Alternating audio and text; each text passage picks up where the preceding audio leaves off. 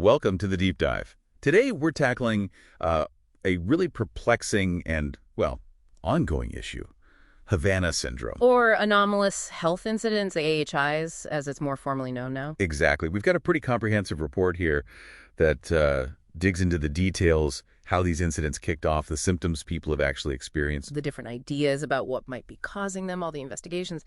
It's a lot. It really is. Our goal today for you is to pull out the most important and, frankly, the most fascinating parts of this whole puzzle. Yeah, to try and bring some clarity to it all without, getting completely bogged down in every single detail. It's complex. Okay, so let's start where the report does, right at the beginning, late 2016.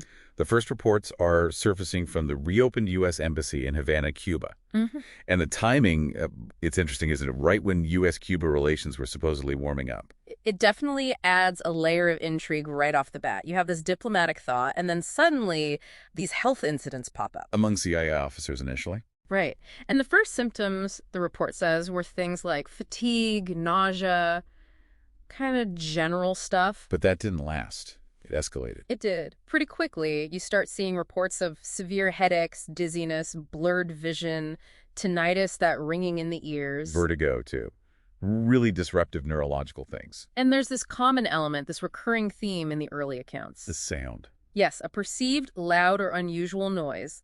Sometimes intense pain in the ear or head right before the symptoms hit. That's the concussion without trauma aspect that people talk about. Right. It's a core part of the mystery. Exactly. Symptoms like a mild brain injury but no blow to the head, it immediately points towards some kind of external factor. I mean, given the who and the where intelligence officers in Havana, well, you can see why the initial thought was maybe an attack. It's an understandable leap in that kind of high-stakes environment.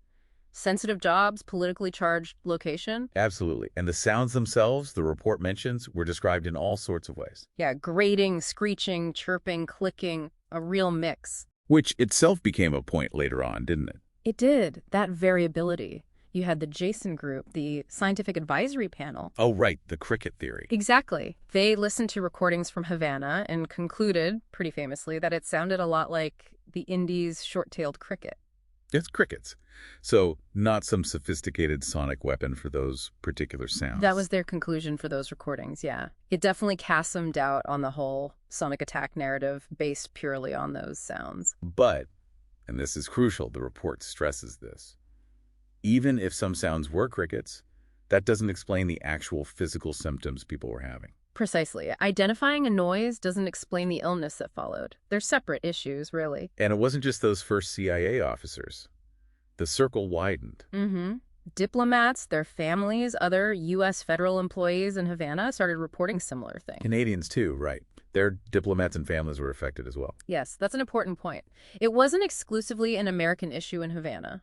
And the numbers grew from maybe 24 initially. 200s eventually reporting AHIs globally.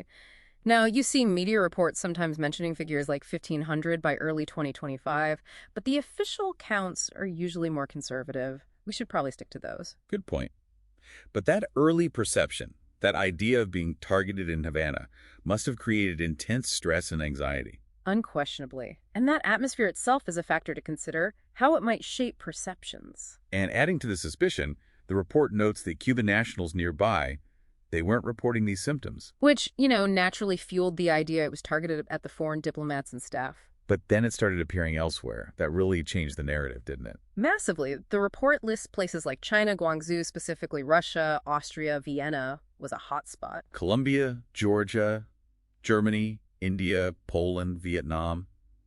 Even reports in the U.S. itself. Suddenly, the neat Havana-centric attack theory didn't fit anymore. It became much more complicated. And that's when the terminology shifted, right? From Havana Syndrome to the broader anomalous health incidents, or AHIs. Exactly. Because if it's happening globally, what does that imply? A portable weapon, some common stressor in these jobs, or, as some started suggesting, could psychogenic factors be playing a bigger role, spreading beyond the initial Havana cluster? It forced major rethink. Okay, so we have this strange phenomenon emerging, spreading. The next big question the report tackles is, what is it? What are the actual symptoms? And defining that symptom constellation has been, well, a real challenge. The report breaks it down into acute onset and chronic issues. Let's take the acute onset first, the sudden stuff. Right. The report emphasizes how suddenly these things could happen. and often linked, as we said, to that localized, loud or weird sound, screeching, chirping, whatever it was. People sometimes felt it came from a specific direction Yeah. or was stronger in one ear. Yes, that directionality was often reported, along with this intense pressure or vibration feeling in the head. The report uses that analogy of being in a car with one window cracked open at speed. I know that feeling, that buffeting pressure. Exactly. And ear pain, sudden vertigo, the spins, losing balance, feeling nauseous, all hitting very quickly. And again, that concussion without trauma idea seems really relevant to these acute symptoms. It feels like an injury, but there's no impact. It's a key paradox. Now, what about the long term, the chronic symptoms? Yeah, the stuff that sticks around. The report lists quite a bit here. Neurological and cognitive things seem major. Like brain fog. Exactly. Brain fog, memory problems, trouble concentrating, issues with executive function, balance problems persisting, dizziness. And the physical side. Persistent headaches, often described as severe, debilitating fatigue, not just tired, but wiped out. Insomnia, ongoing nausea. Sensory issues, too, like that tinnitus continuing, sometimes even hearing loss. And visual problems, blurred vision, light sensitivity. The report also flags those 2024 NIH findings. Right, where AHI participants self-reported significantly higher rates of fatigue, PTSD, and depression compared to control groups. It's a really tough collection of symptoms, and the report makes a big point about how variable it all is. Hugely variable. How it presents, how severe it is, how long it lasts. It differs so much from person to person. Nessam called it extreme variability. And that variability makes it hard to define, right? The CDC noted that back in 2019, no clear, consistent case definition. Which leads directly to problems with medical recognition and diagnosis. It's not officially a distinct disease in the medical coding systems like the ICD. Hence, the government preferring the term anomalous health incidents, AHI. It reflects that uncertainty. Precisely. And think about the challenge for doctors. The 2025 DoD clinical recommendations mentioned in the report state plainly, we don't know the cause, and there are no objective diagnostic tests. So how do they diagnose it then? Well, it largely comes down to the patient's story, what they experienced, their specific symptoms, and then, importantly, ruling out everything else it could be. Excluding other known conditions.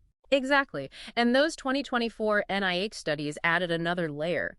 They found that a significant portion, 41%, of the AHI participants they studied met the criteria for functional neurological disorders, or FNDs. FNDs.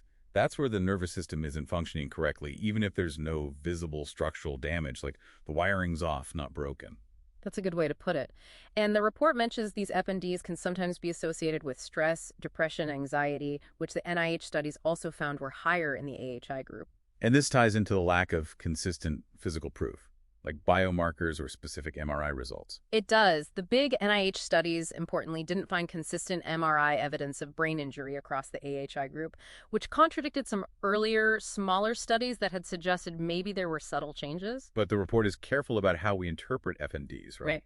Very careful. It stresses that these are real symptoms caused by a real problem in nervous system function. It's not psychosomatic in the sense of being all in your head, and it's definitely not malingering or faking it. So it could be that an initial trigger, whatever it was, combined with the high-stress context, might lead to these functional neurological symptoms in some people. That's a plausible pathway, the report suggests. It's a much more nuanced picture than just dismissing the symptoms. Okay, that's a critical point. So we've got these varied, often debilitating symptoms, diagnostic challenges. The next big question is why? What's causing it? The report dives into the competing theories. And there are quite a few. It really reads like a scientific detective story with multiple suspects. Directed energy, psychogenic factors, toxins, ultrasound. Let's start with the one that gets a lot of attention. Yeah. Directed energy weapons, specifically pulsed radio frequency or microwave energy. What's the idea there? The basic concept is that focused electromagnetic energy could be beamed at someone, potentially disrupting their brain or nervous system function. And this theory had some significant backing initially. It did. The National Academy's NASEM report in 2020 called Directed Pulsed RF Energy the most plausible explanation for those acute distinctive symptoms we talked about. Plausible, okay. And a D&I scientific panel in 2022 also found it plausible for some core symptoms. Things like the concussion without impact feel, the reported directionality seemed to fit. Plus, there were those later allegations linking it to a specific Russian intelligence unit, GRU Unit 29155, which certainly fueled that theory for some analysts and victims. But it hasn't been smooth sailing for that theory, has it? The report outlines a lot of pushback. Considerable pushback. The Jason Group, for instance, found no compelling scientific evidence for it in their reviews. The U.S. intelligence community assessments, the big ones in 2023 and 2024, concluded it's very unlikely a foreign adversary is behind most cases. They're very unlikely for most, okay. And the NIH studies didn't find the kind of consistent brain injury on MRIs you might expect. Plus, there's still no definitive proof such a weapon exists and has been deployed in this way. And the Canadians came to a different conclusion, too. Right. The Canadian government's investigation determined the incidents affecting their people were not due to a malicious foreign act. So, a lot of counter-evidence, or at least lack of confirming evidence, for the directed energy weapon theory as a widespread cause. Okay, so what about the other major line of thinking psychogenic factors? Stress, suggestion, maybe even mass psychogenic illness. This theory suggests that psychological factors, intense stress, fear, the power of suggestion, maybe even social contagion within close-knit groups could lead to the development of very real physical symptoms. So things like the high-stress world of diplomacy and intelligence work could be a factor. Exactly. That's considered a potential contributing factor. Proponents point to historical examples of mass psychogenic illness, MPI, the way symptoms seem to spread, and crucially, those NIH findings showing higher rates of FNDs, PTSD, and depression in the AHI group. The symptom variability and the lack of concrete physical evidence for other causes also fit this theory, I suppose? To some extent, yes. And the report mentions the FBI's Behavioral Analysis Unit considered MPI early on. Even a Cuban scientific panel leaned towards psychogenic explanations. But this theory faces criticism too, right? It can feel dismissive to people experiencing severe symptoms. That's a major criticism, yes. It's often perceived as minimizing the reality of the suffering. Plus, it struggles a bit to explain those very first unusual acute symptoms that happened before everyone was talking about Havana Syndrome. Before suggestibility could really take hold, maybe. Perhaps. And there were those early, though later questioned, findings of potential physical markers. Even NASM, while favoring RF for the acute phase, saw psychogenic factors potentially playing a secondary role, maybe amplifying or perpetuating symptoms. So it's potentially not in either situation. It might be more complex, an interaction between potential triggers and psychological responses in a stressful environment. What about environmental causes? The report mentions neurotoxins, pesticides specifically. Yeah, this came up particularly in the context of the Canadian diplomats in Havana. Because of pesticide spraying in Cuba. Right. Cuba was fumigating pretty heavily against the Zika virus around that time, often using organophosphate pesticides. An initial Canadian-sponsored study found some biochemical markers, like reduced cholinesterase levels in some diplomats, which could be linked to organophosphate exposure. But that theory ran into problems too. It did. NASM thought it was unlikely overall, citing inconsistent symptoms and lack of broad evidence. A wider Canadian environmental assessment found pesticide levels generally acceptable. And then there's the specificity problem again. Why mainly U.S. and Canadians, not the locals, exposed to the same environment? Exactly. And the full range of AHI symptoms doesn't perfectly match classic pesticide poisoning profiles. So while maybe a factor for some, it didn't seem to be the universal answer. Any other potential causes mentioned? Ultrasound? Acoustic weapons? Those were floated too, the idea of focused sound waves causing effects. The DNI panel considered acoustic sources plausible for some symptoms. But Jason linked the Havana sounds to crickets. Right, which undermines the idea of a sophisticated acoustic attack based on those specific sounds. And many medical experts are skeptical that sound, even intense ultrasound, could reliably cause the kind of neurological effects described. Plus, covertly deploying such a thing consistently would be technically very difficult. And again, the cricket finding explains a sound, not necessarily the illness. That distinction keeps coming up. It's crucial. So you have all these theories, none providing a complete, universally accepted explanation, which brings us to the investigations themselves. A real labyrinth, as the report calls it. It seems like every investigation reached slightly different conclusions. It's quite striking when you lay them all out. Yeah. The report has a table summarizing this, and the variation is significant. Let's talk about the U.S. intelligence community's efforts. A big deep dive. Yes, involving multiple agencies. The CIA's stance seems to have evolved. An interim report in 2022 suggested a foreign power was unlikely for most cases, though maybe 24 remained unexplained. That contrasted with some earlier internal leanings towards an attack, which caused some tension. And the overall intelligence assessment, led by the ODNI. Their 2023 assessment concluded foreign adversary involvement was very unlikely for the majority of reported AHIs. A 2024 update largely reaffirmed this, though it did add a nuance. Which was? That two agencies had low confidence, meaning it's possible but not proven that a foreign adversary might have developed or even used a weapon in a few specific cases, but widespread deployment was still seen as unlikely. The FBI, meanwhile, internally concluded no evidence of a sonic attack or widespread foreign campaign, and their behavioral unit pointed towards possible psychogenic factors back in 2018. So the IC leaning away from a foreign adversary for most cases, but maybe leaving the door slightly ajar for a few. That seems to be the gist, but it highlights the difficulty of getting certainty in intelligence work, the fog around it all. And then you have Congress weighing in. Right. The House Intelligence Subcommittee put out a report in late 2024 that took a very different stance. They argued there was reliable evidence of foreign involvement in some cases. Yes, and they were quite critical of the intelligence community's assessment, calling it potentially sloppy or even politically influenced. It shows a real tension between the executive branch intelligence assessments and legislative oversight. Meanwhile, the scientific and medical panels were also looking into it with varying results. Completely varied. NATM pointed to pulsed RF as most plausible for the acute stuff. Early University of Pennsylvania studies suggested brain injury markers. But those weren't replicated in the big NIH studies later. Correct. The Jason group was skeptical of directed energy. The CDC couldn't pin down a cause or even a clear case definition, and reportedly had issues accessing data. And the large 2024 NIH studies found no consistent MRI brain injury, but confirmed symptoms were real and found high rates of FNDs. It's a real mixed bag scientifically. What about the State Department's own review, the ARB report from 2018? That focused on the initial response in Havana. It criticized the lack of senior leadership focus, poor communication with affected staff, and too much secrecy early on.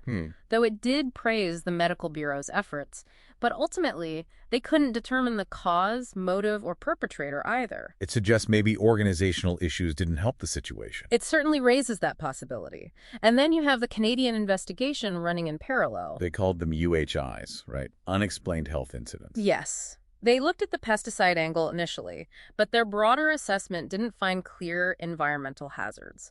Their final conclusion in 2024 was quite clear: not a malicious foreign act. What do they think it was then? They pointed towards a mix of factors: pre-existing conditions, various environmental exposures, conventional illnesses, and their police, the RCMP, found no evidence of criminal activity. They made policy changes based on this, reducing staff, making Havana unaccompanied, enhancing medical support. So another major government involved reaches a non-adversarial conclusion. That's significant. It adds another important perspective, yes. Okay, moving beyond the cause, what about the impact? The report talks about geopolitical fallout. Oh, absolutely. The initial attack narrative really soured the U.S.-Cuba relationship right after that brief thaw. Staff reductions, travel warnings, expelling diplomats. Exactly. Cuba denied involvement, offered cooperation, but complained about lack of shared information. And beyond Cuba, the speculation about Russia, maybe China, fed into existing geopolitical tensions and narratives about hybrid warfare, even without proof.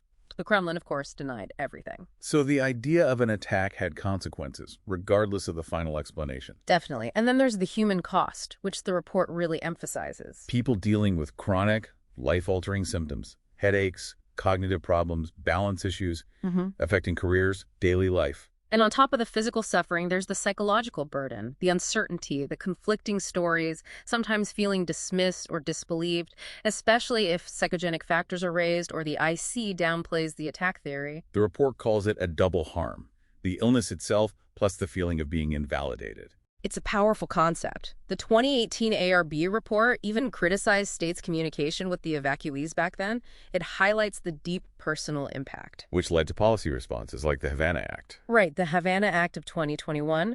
It authorized financial compensation for qualifying brain injuries linked to AHIs for personnel from state, CIA, DOD, and their families. Importantly, it applied globally, not just to Havana. But implementing it has been tricky. Yes, mainly because defining a qualifying brain injury is hard when there's no clear diagnostic marker, and the NIH didn't find consistent structural damage. It relies heavily on medical reports and doctor certifications in a very ambiguous situation. And embassies change protocols too. More medical support, staffing adjustments. Enhanced medical screening, better access to specialized care, adjusting staffing in certain posts, and developing those clinical guidelines like the DoD ones we mentioned, trying to standardize how these cases are handled. So where does that leave us now? What's the current state of play according to the report looking at 2024, 2025? Still a lot of uncertainty, frankly. The major NIH studies from March 2024 were a big development, finding no consistent MRI brain injuries or biological markers, confirming symptoms were real, but also noting the high prevalence of FNDs, PTSD, fatigue, depression.